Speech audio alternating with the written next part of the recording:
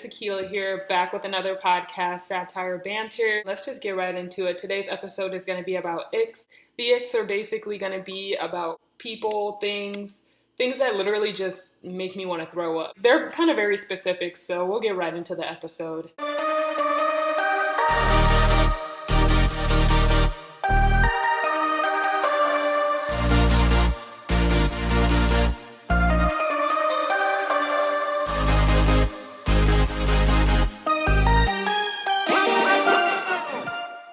I'm also going live on TikTok, so I'll be getting live input from people.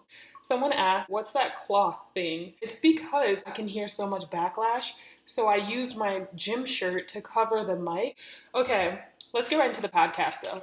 The first thing on this list that gives me the ick, guys, feel free to comment the icks that you have about people or if you agree. These are some of the icks that I have. First ick is being rude. I think that's self-explanatory. I feel like people who are rude, why? Like, why do you think it's okay to be rude? I don't understand people like that. So that's my first ick, is people who are rude. Being rude just shows the type of person that you are. Like, say we're at a restaurant and you're literally being rude to the waitress. It's like, that's weird. So they're human beings too, so can't stand people who are rude. Someone said rude is a sign of insecurity and ignorance. John Gunner 687, you're totally correct. Again, guys, I'm going live on TikTok right now, so everything that I'm telling you guys is live responses. Next ick is saying you find a family member attractive. If you know, like Game of Thrones vibe, Cersei's vibe, Targaryen style. If you're saying like, yeah, my sister's hot, that makes me want to throw up. Be for real. Therapists who literally give shitty advice. That is a huge ick of mine. I'm gonna say it again. Therapists who give shitty advice, that pisses me off. It's like, do you really have a degree? Because this advice, I'm not taking it, because literally you could be like, yeah, I feel like killing myself. Your therapist is going to literally be like, yeah, you should probably like do that. It's like, what? What do you mean I should go kill myself? Aren't you supposed to be telling me the complete opposite? You could literally be like, yeah, I'm in like this really toxic relationship. And they'll be like, yeah, so you don't think you're the problem? It's like, what? Like, am I really paying you for shitty advice? Be so for real. And I'm sorry, I don't mean to put you under the bus, BetterHelp. But we need a support group for that app, okay? People who have used BetterHelp, I understand, because I was on that app for almost a year and I got some crappy advice. I actually cried on multiple occasions because my therapist really made me cry. I was like, what? Am I paying you to talk to me like this right now? She was actually rude. I mentioned it earlier, being rude. She was rude. My therapist was rude. I kept coming back to her because I was like, maybe I need to hear this. But honestly, I could have lived without her advice. So yeah. Therapists who give shitty advice, they give me the ick. Another thing that gives me the ick is people who don't laugh.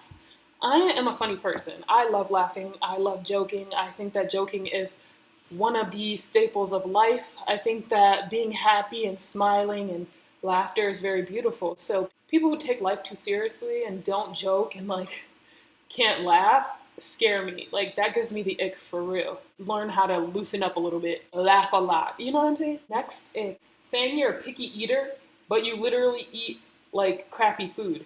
My guy, like, you literally are the complete opposite if we're going to be honest here. And I can attest for this, because the only reason why I say I'm a picky eater is because I eat specific things in a specific way. Again, I don't know if I mentioned it. I'm on the spectrum. I mentioned it in my first episode. I'll give you an example. Broccoli.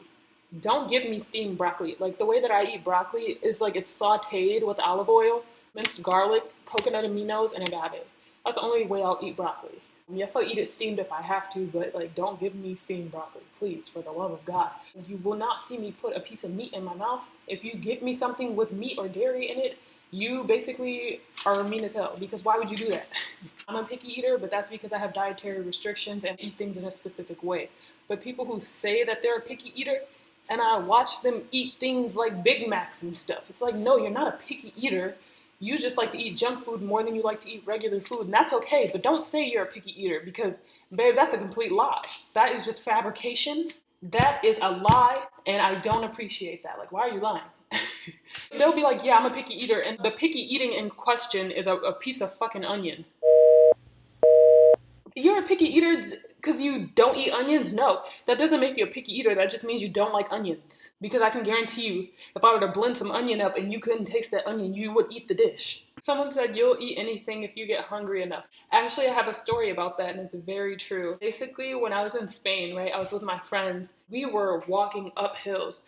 If you're hiking in Spain in the middle of summer, you're dehydrated, you're worn out, you are hungry, you are starving. Like, it is intense what we were doing. Honestly shocked none of us passed out from dehydration. And I just remember us not eating anything all day, and we finally got to a place. Before I went to Europe, I did not like olives. I genuinely just hated the taste of olives. Black olives, green olives.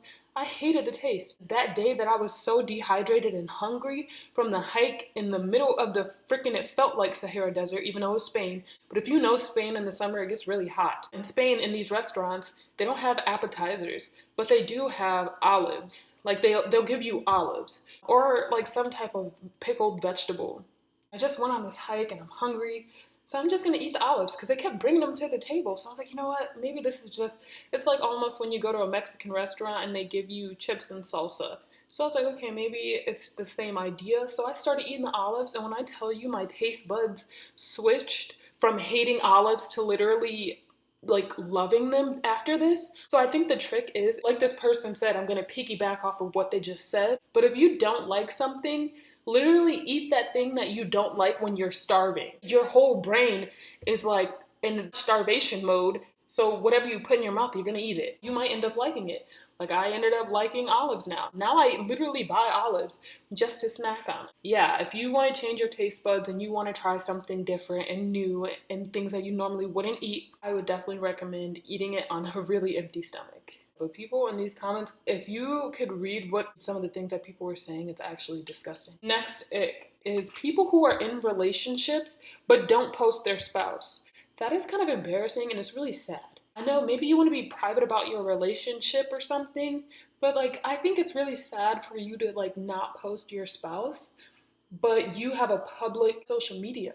It's like, wow, that's kind of messed up because like, are you hiding them or you genuinely just don't want to post your spouse? Because it could be a little malicious, I was gonna say malice, but like malicious intent. If you don't post your spouse, but you have social media and it's all public, but nobody knows that you're in a relationship, that kind of gives secretive, it kind of gives sneaky. So people who don't post their spouses but have been in relationships for years, that is wild to me. And that's just facts. Aside from my icks, I kind of want to change the topic here a little bit. This literally has nothing to do with anything. But I think personally, when you wake up every day, you should always try to learn something new. And that's just something that I've always stood by and I live by. You should try to learn something new. Last summer, I was learning French and at least trying to learn one new thing. Register for a class, I don't know. Learn how to paint. Learn how to build something. Learn a new language. Learn how to cook a new dish. Learn how to bake. Learn how to read a hard book. I just think that learning something new every day is just something you should work on. One thing that I learned new was that I had a high IQ. I learned that my IQ was 134 about 2 days ago. And obviously it could be better. I could be on a level with Elon Musk. That's what I would prefer. But let's switch it up from icks to what I don't think is an ick, right?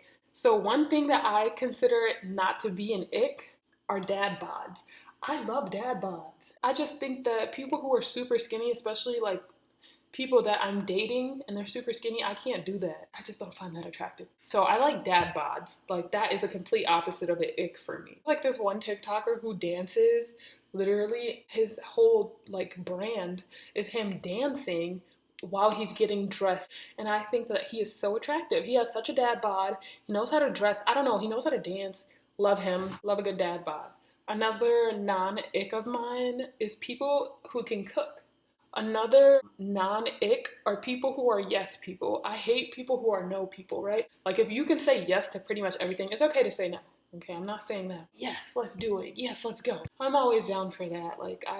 That is a non-ick for me. I love people who are like yes people. Okay, I have to go back. This is gonna be my last ick of the podcast. I have one last ick that I do want to get out there. And my last ick are people who don't know how to read the room.